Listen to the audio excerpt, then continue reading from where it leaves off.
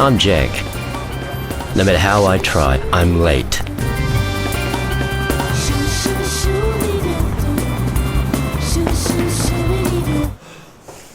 Get in here! Come! Now! Late. Don't sit down. Have you heard of a company called DSM? No. Remind me why I hired you again. Anyway, these people are into life sciences, material sciences. I want a full, in-depth report on them. First thing Friday morning on my desk. You'll have to do some interviews. I want facts, I want faces, I want it all. That's in 5 days. Very good, Jack. You do have a rudimentary sense of time after all. Just a minute. No, you don't have a minute. You have to interview experts here in London, Rome, Hamburg, Shanghai, of course. Shanghai? It's in China. I know that, but... Fabulous. Then you won't get lost. Then it's off to Holland to meet with the managing board of DSM. Here's the rest of the briefing. Now, I want this report on my desk Friday morning, all right? If it's not there, consider taking a vacation. A long one. Oh, I love that boy.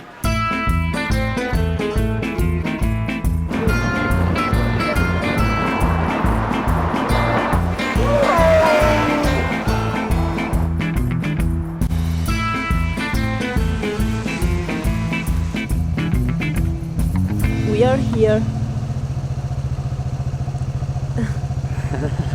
Well, the World Food Program, in fact, was founded about 50 years ago in the aftermath of World War II, Sure. when the world realized that peace cannot be built on an empty stomach.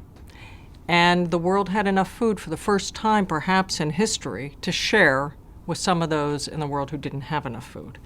Today, the World Food Program is in over 70 nations, and we reach over 100 million people with about 30 billion individual meals served to those who would perhaps die without the intervention. What are the benefits for the World Food Program in its relationship, or having a partner like DSM? Well, we really feel our relationship with DSM is a win-win relationship. I'll give you an example. DSM helped the World Food Program develop these sprinkles. We can add this to a cup of food, and it immediately changes the nutritional content. And so this work is extremely vital and helps protect children's brains and bodies, eyes, and other ability to live a productive life. I will say DSM employees have come with us to the front lines of these challenges in Bangladesh, in Egypt, in Gaza, and elsewhere.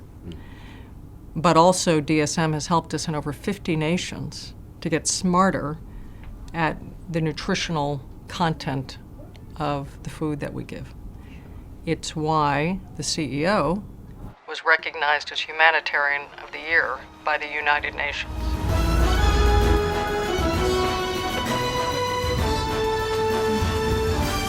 Haben Sie noch was in den Taschen? Ja. Wenn Sie nochmal zurückgehen?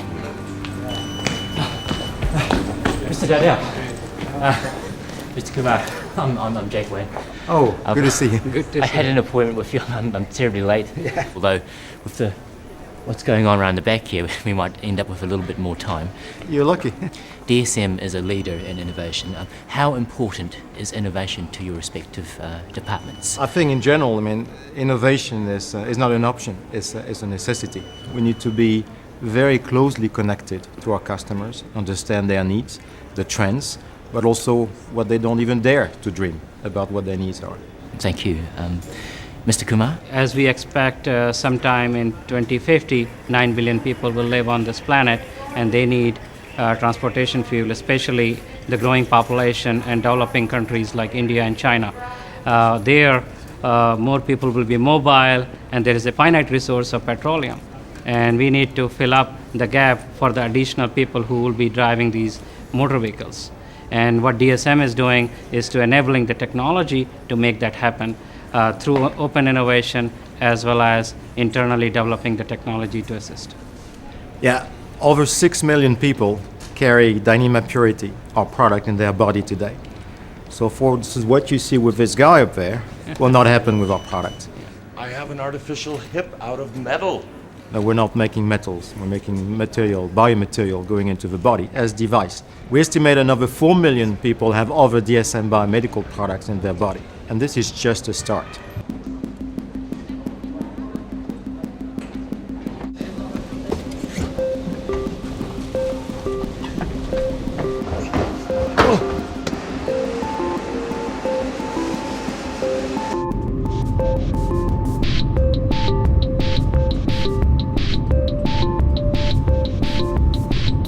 DSM is truly becoming a global company, and I think it's calling on all of us to think differently and behave differently so we can adapt to this fast and changing world. Very exciting stuff for all of us. So what does that mean? I think that we need to start connecting with each other. We need to learn to collaborate because we're all working for one company. Yet at the same time, appreciate the rich diversity in each of our businesses and bring that together. And we can only do that by learning, sharing with each other best practices, learning and inspiring each other through learning. We as DSM need to be selective, above all, need to be creative in our way of growth while keeping a strong financial profile. We need to explore different business models. We need to become asset-light. So let's share our growth, profit, and risk with our partners. Let's be creative. DSM is a company which is built on innovation, where people don't have fear. They really work together on positive agendas. Trust is the key for innovation, and that's why DSM is so innovative. A handshake is really a contract. It's not just a nice intention.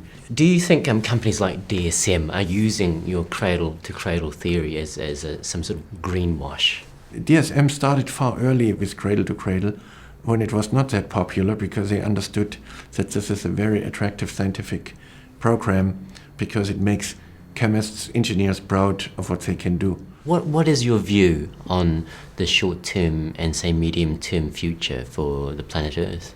We will need to reinvent our whole industrial system to become native to the planet. And that's why DSM is so important as a key technology company, to reinvent all the products and to make products which can be good instead of less bad. Instead of minimizing our footprint, it's about a beneficial footprint.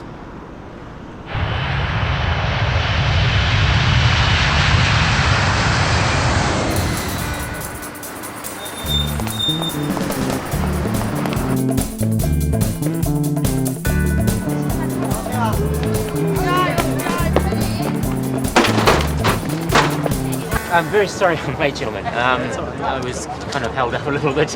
What kind of strategies does DSM employ in order to keep ahead of that rapid rate of change? If you come to China 4 years ago and you took a train to Nanjing, that's going to take you 3 to 4 hours. And now it's only a little bit more than 1 hour. So that's the speed and the pace China is changing, and that's how we should adapt. There's a lot of new materials industry developing in China, and we're providing solution to them.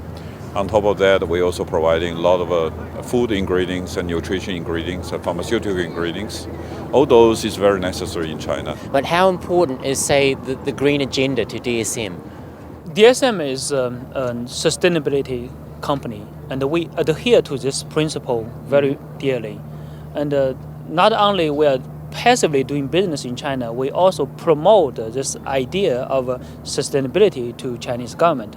So in a sense, we are working with the government and the people in China hand to hand on sustainability. So I hope this would also help to solve the global issues and global problems. On top of that, climate change, we all worry about it, the resource getting less and less. So people really found a solution. I think DSM in China, and China certainly is a country which plays a significant role in those world agenda. So what we can contribute is, we're promoting very basic concept, green chemistry.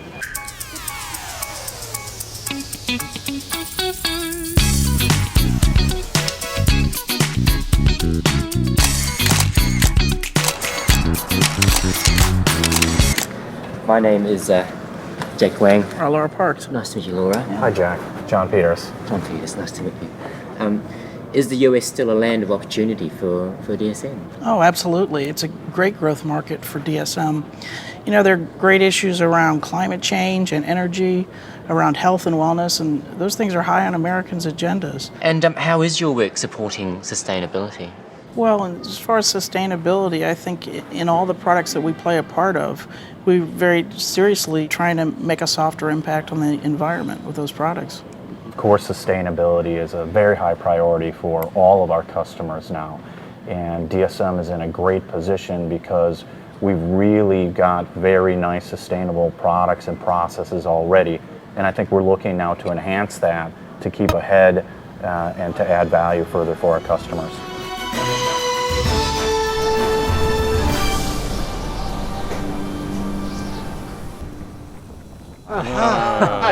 Okay. I'm so sorry I'm late. Finally. Hello. Finally. Jack Wang. Nice to see you, Jack. Nico. Nice to meet you, Nico. Hi, Wolf Dieter. Hey, I am Stefan. Stefan. I've been around the world in 5 days and I've been very, very impressed with DSM. We are impressed sometimes too by our company. I was wondering about what your plans were for DSM in the next, say, 10 years. Next 10 years. Yeah. That's a long period. I think what we're doing is what we want to show you here. Materials. You see the materials above you in the windmill blades.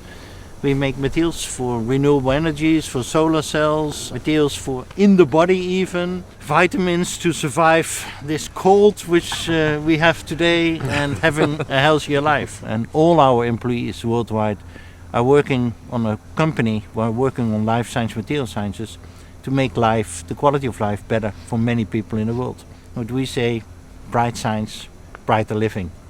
Here, I give you my card, you can always reach us. Thank you very, very much. Solving complex global problems such as global warming, nutrition deficiency, or demographic change is a task one would normally attribute to governments rather than short-term, profit-focused business. But over the past week, this writer has come to challenge this notion. In 5 days, I've met many exceptional people from a quite exceptional organization. An organization that already has a track record innovating solutions for our modern world, but has taken this determination one step further than any of its peers by placing sustainability right at the very center of its business strategy.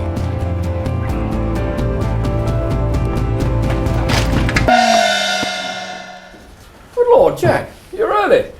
Get over here. Where's the story? Here, sir. How many words? 6,753. That's it? This will be the best report you've written in years. Might even change the world. You have an amusing ability to overestimate yourself, Jack. Still, could be worse. What's up? It's all here.